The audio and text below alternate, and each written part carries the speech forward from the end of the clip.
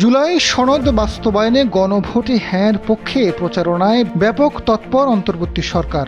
সরকারের সব দপ্তরে গণভোটে হ্যাঁর পক্ষে প্রচারণায় কর্মচারীদের জোর তৎপরতা চালাতে বলা হয়েছে।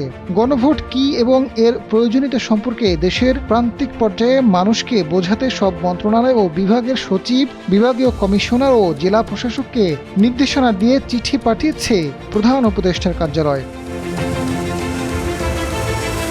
এদিকে প্রধান উপদেষ্টার কার্যালয় থেকে নির্দেশনার পরেই হ্যাঁর পক্ষে সরকার উপদেষ্টাদের পাশাপাশি সব মন্ত্রণালয়, বিভাগ, দপ্তর ও সংস্থাও ঝাঁপিয়ে পড়েছে মাঠে। দেশের চাবি আপনার হাতে, পরিবর্তনের জন্য হ্যাঁ বলুন, এই বার্তা তুলে ধরতে বলা হয়েছে। সরকারি দপ্তরগুলোর ভবনের ভেতরে বাইরে শোভা পাচ্ছে গণভোটে হ্যাঁর পক্ষে বিলবোর্ড, ব্যানার ও ফেস্টুন। হ্যাঁ জয়ী করতে সরকারের সব দপ্তর, অধিদপ্তর, পরিদপ্তর, সংস্থা, কর্পোরেশন ও স্বায়ত্তশাসিত প্রতিষ্ঠানের অন্তত ২১,০০০ কর্মকর্তা-কর্মচারী প্রচারে নেমেছেন।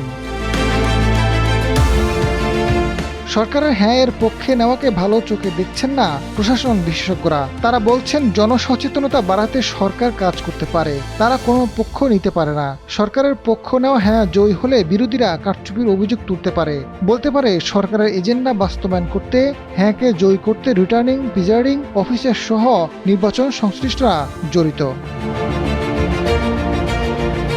আজাদ ফারুক, সময়ের আলো।